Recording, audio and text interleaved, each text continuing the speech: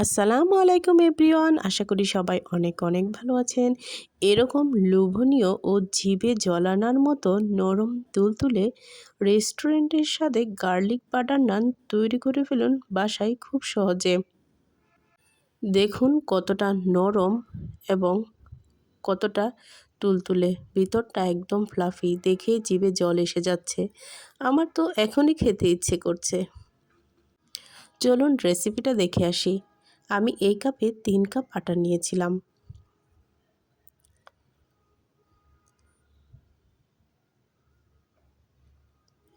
তারপর পরিমাণ মতো লবণ, 2 টেবিল চামচ চিনি এবং গুঁড়ো দুধ ও ইস্ট নিয়েছিলাম। আপনারা ইস্টটা পানিতে ভিজিয়ে ওইভাবেও ব্যবহার করতে পারেন, আবার এভাবেও। এখন আমি কিছুটা বাটার দিয়ে দিব। এভাবে ডোটা করার সময় বাটার দিলে নানগুলা ভিতরে আরও নরম হবে। এবার আমি সবগুলো উপকরণ একসাথে ভালো করে মিশিয়ে নিব।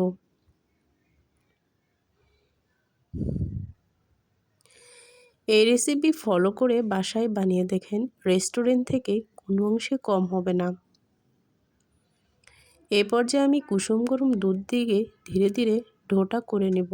আপনারা চাইলে কুসুম গরম পানিও ব্যবহার করতে পারেন। একবারে না মেখে অল্প অল্প করে দুধ দিয়ে অল্প অল্প করে ডোটা তৈরি করে নেব, এতে পারফেক্ট একটি ডো হবে। দেখুন ডোটা কতটা আঠালো হয়েছে।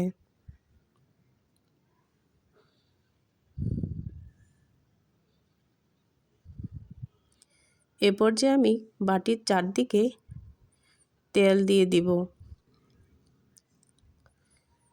যেন পরবর্তীতে যখন ডোটা ফুলে উঠবে বাটির সাথে না লেগে যায়।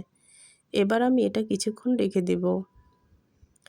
দেখুন 1 ঘন্টা পরের অবস্থা, ফুলে কতটা ঢোল হয়েছে আর কতটা নরম তুলতুলে হয়েছে। একদম পারফেক্ট হয়েছে। এবার আমি একটা একটা করে সবগুলা নান তৈরি করে নেব।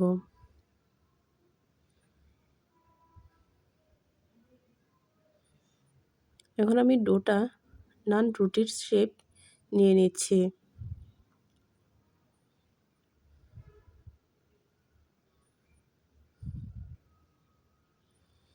এ পর্যায়ে আমি বাটার এবং ধনিয়া পাতা উপর দিয়ে ছিটিয়ে দিব এবং একটি বেলুনের সাহায্যে চেপে চেপে রুটিটার সাথে লাগিয়ে দিচ্ছি, যেন ছুটে না যায়। আমি ভালো করে চেপে চেপে লাগাচ্ছি।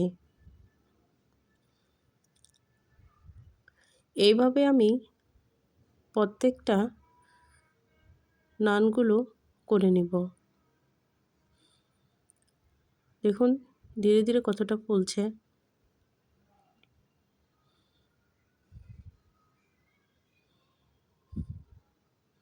সবগুলো নানই এরকম ফুলকো হয়েছিল, আরও ফুলকো হয়েছিল কতগুলো। এবার আমি বাটার দিয়ে উপরে কিছুটা দিয়ে দিচ্ছি। প্রতিটা নানই অনেক মজাদার, সুস্বাদু ও ফ্লাফি হয়েছিল। চিকেন চাপ কিংবা মাংস দিয়ে খেতে অসাধারণ লাগবে। লেগে থাকলে সাবস্ক্রাইব করবেন। আল্লাহ হাফেজ।